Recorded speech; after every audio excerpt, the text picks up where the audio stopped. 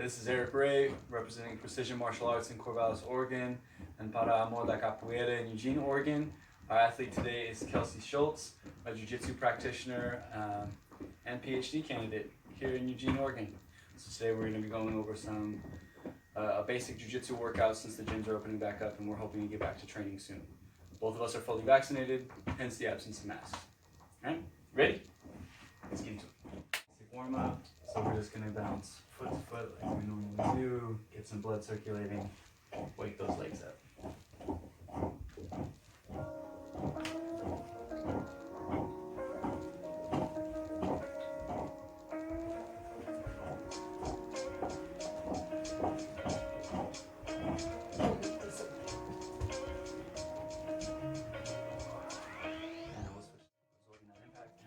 We use this pendulum step footwork as part of our dynamic warm-ups to practice the type of steps that we need in our standing judo techniques, throws like osotogari, one of Kel's favorite stand-up techniques.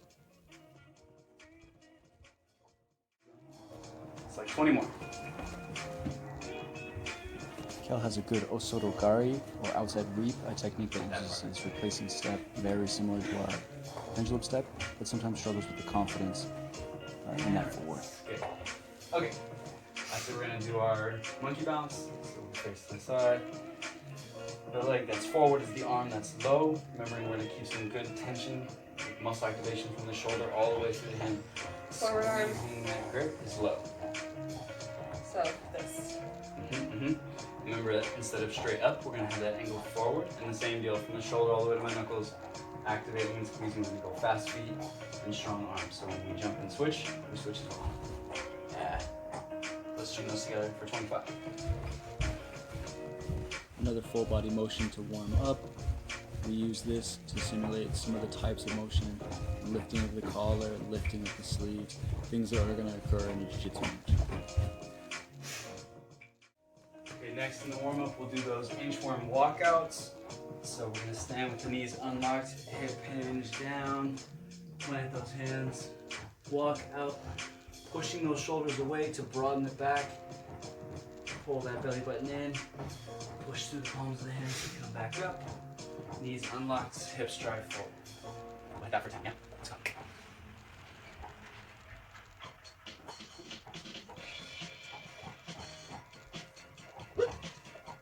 So we're going to take that moment to push the shoulders away and broaden to the upper back. Perfect. Make sure we don't hyperextend the elbows. Perfect.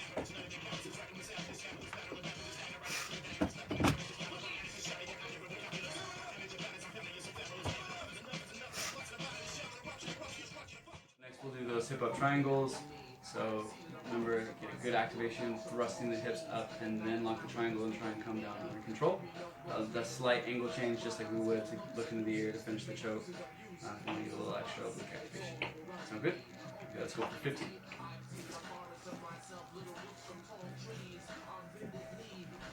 This is one of our favorite core exercises, and one that translates closely to skill motion.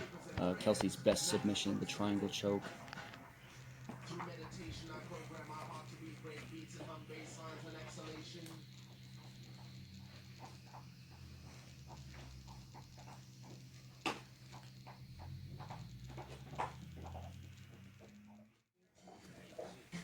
Okay, we'll start warming up the upper body. We're going to do our banded pull aparts.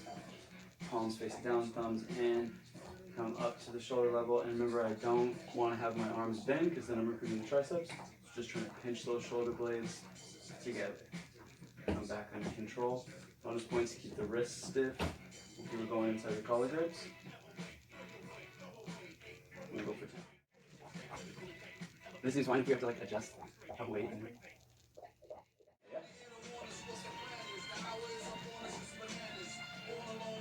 We can always move our hands a little further down the band if we want to get more of that range. Good. Good fix.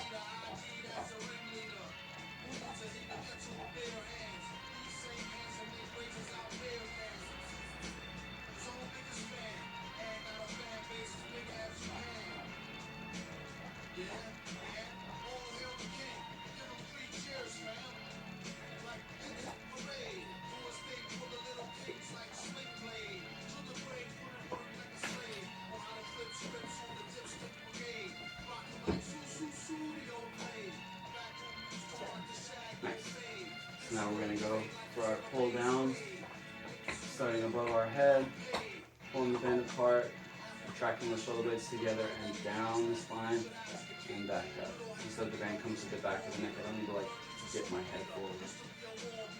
Down. Warm up and stabilize all those small muscles in the shoulder. On my knees.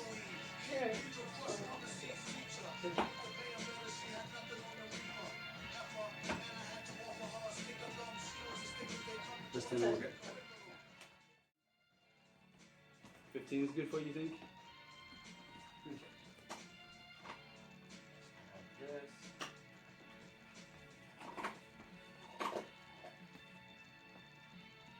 Hinging down, lowering to the 4-range motion of the squat. And just shifting side to side. Should get that foot flat on the ground.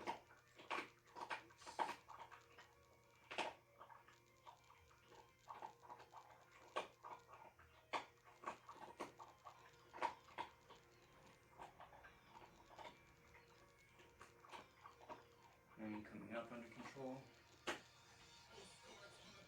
And once more. Changing back. Stiff core. And whenever you're ready, start shifting side to side.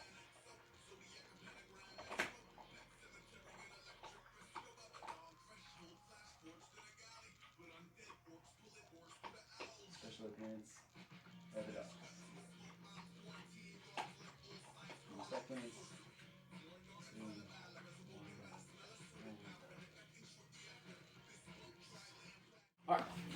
Let's get straight into 10 bodyweight squats. Remembering to hinge the hips back first. Arms are up and can come out to counterbalance us. And keep those knees over our ankles. And back up. 9 more.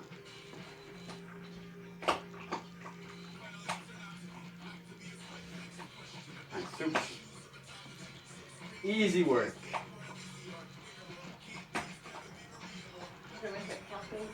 Next time I want.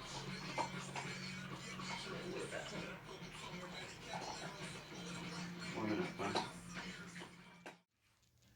Just for our little swing review, starting with that weight out in front of us, and a hip hinge and drop into this squat. Attach ourselves to that kettlebell, have our gentle swing back just to get the inertia going, and then driving those hips forward, keeping the arms straight, bracing the core each time. Hinge, hips, hinge, hips, hips.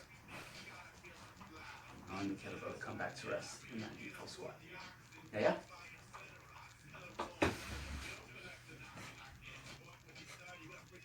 Yeah, hike that belt back, hinge the hips, perfect. Strong exhale. 1 more. 2, 3, 4. Nice. The adjustments we're going to try and make. I'm going to try and keep the core braced to act as a brake at nearing the top of my swing. Make sure we're not pulling at all. We don't need to pull the weight any higher than it just swings naturally from our hips. And we could live with a little more hip hinge back to keep your weight driving through the whole foot, so we don't have that like almost rocking back into the heels in balance, yeah?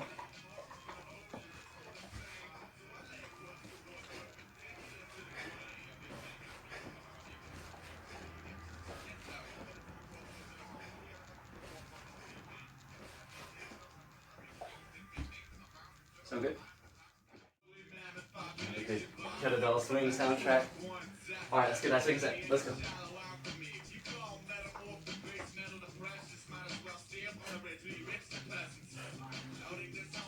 Great hinge.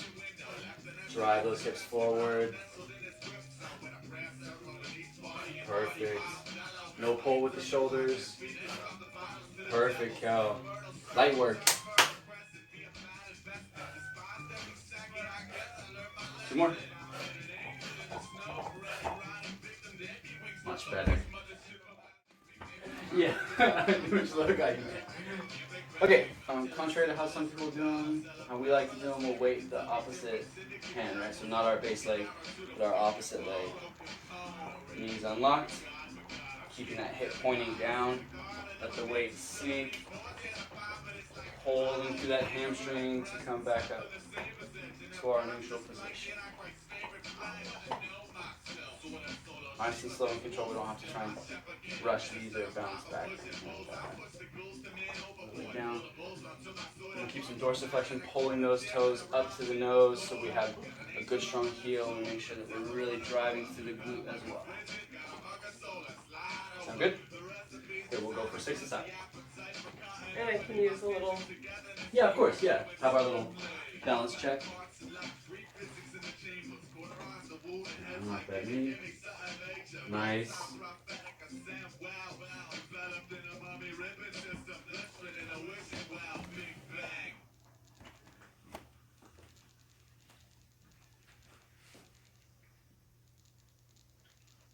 Make sure we keep that hip squared.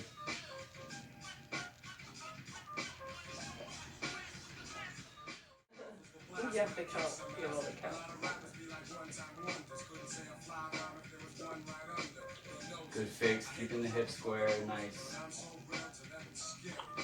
Draw that heel straight up to the ceiling. Good fix. Feels good through the hamstring? Good. Feels fair. Like work, good? Yeah.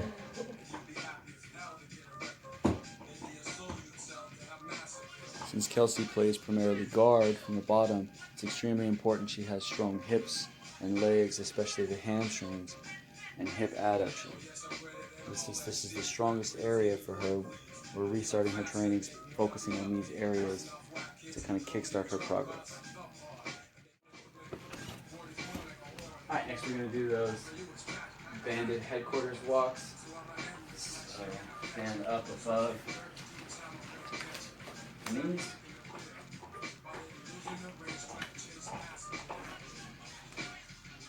And then dropping that headquarters approximation. Feet come together, step out wide. Feet come together, step out wide. Chest up, core stiff.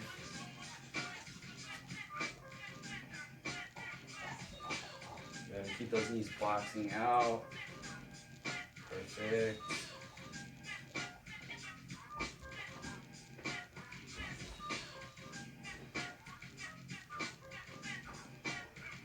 And rest. And we're going to superset these. Come down and do our banded clamshell. So feet come together, legs apart. As I push over that glute bridge, keeping the core stiff, that extra push, come back in, hips come down, right when the tailbone touches, press up again, opening up. Do you close your knees in between? As Kel gets back into the swing of training regularly, we will employ many more supersets and circuits to simulate the intensity of jiu-jitsu competitions, rolling multiple rounds back to back to back. Muscular endurance is incredibly important in jiu-jitsu, and at this phase in Kel's training, we're really focusing on her work capacity overall rather than explosive movements. With no competitions on the horizon for the near future, we just want to get her back in the swing and get those muscles used to working on a regular basis.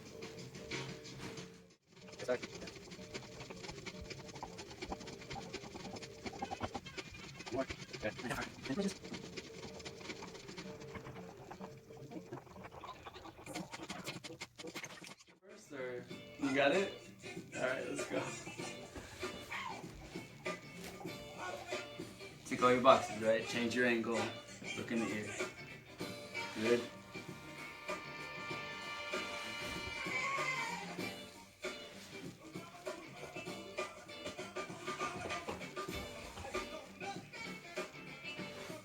Am I switching sides? Yeah, I think so. Okay.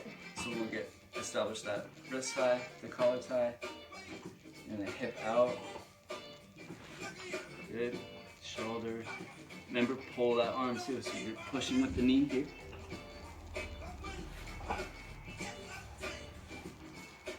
And pull the back of that head. Again. Super rest. Super resting. Remember, drive that knee to roasting. Perfect.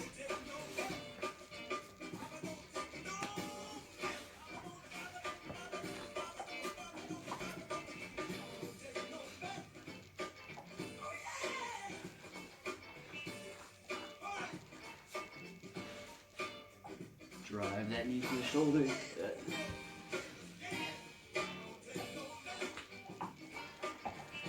I'd love to get that step on the hip, right? So that your hip comes up to meet the triangle. It makes it harder for me to like try and posture up at all.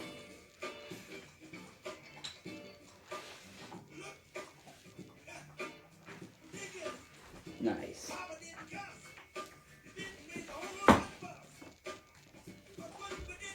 One more.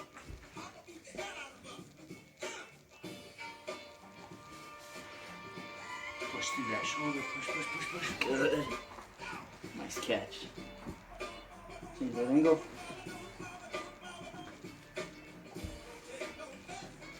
Nice. Okay, we'll do a couple interval things. Ready, and go.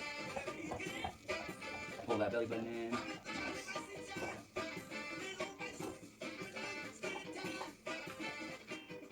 Halfway there.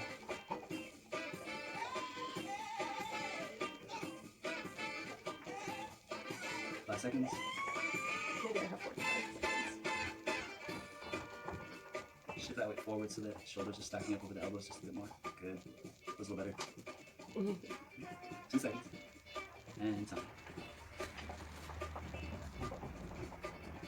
Alright, short rest and then 30 seconds. Do 20 seconds rest, 30 seconds back on. Yes. Yes. I'm just going over here with that. Good crew. Alright, getting ready. Go.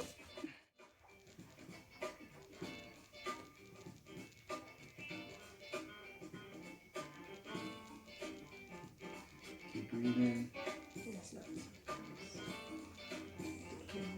Plank thoughts. Staring straight at it. 2/3.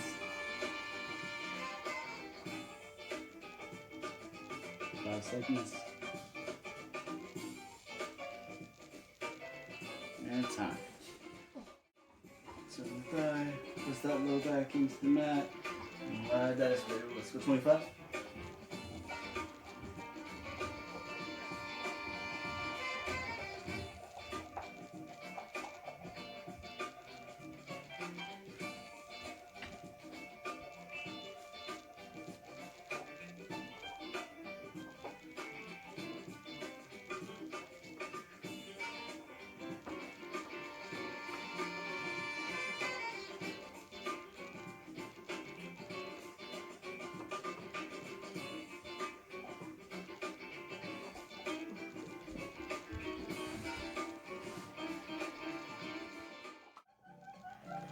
Kel's cool down today consisted of 10 to 15 minutes on the cycle, with a little light yoga, and finishing off with some static stretching.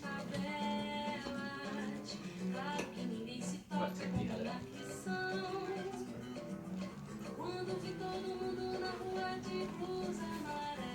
That's like, I didn't complain about it like I usually do. You're gonna That film probably would be- training more. That would probably be a good video of like when you're trying to train a client who like wants to be strong and fit, but like also doesn't want to work hard most of the time.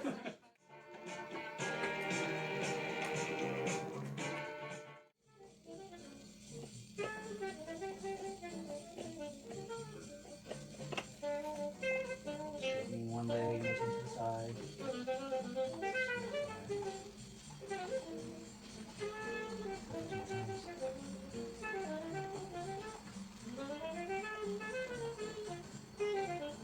Those hands out till we get down one.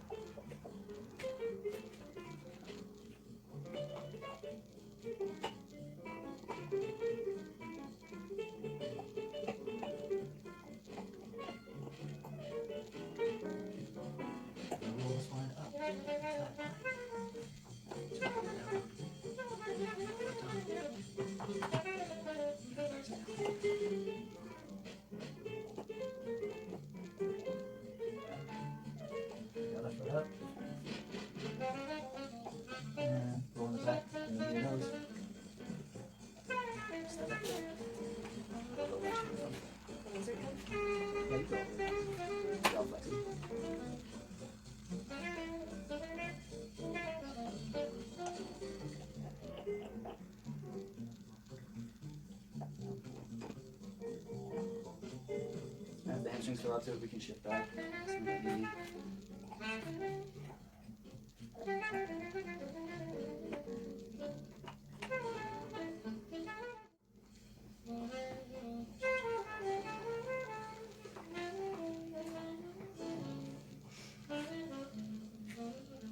Special thanks again to Kelsey for all the hard work she put into this session and for her excellent triangle chokes.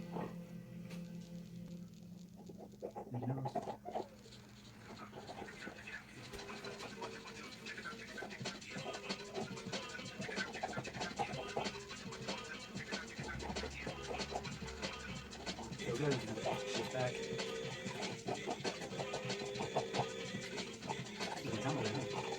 It's like the background. There you go.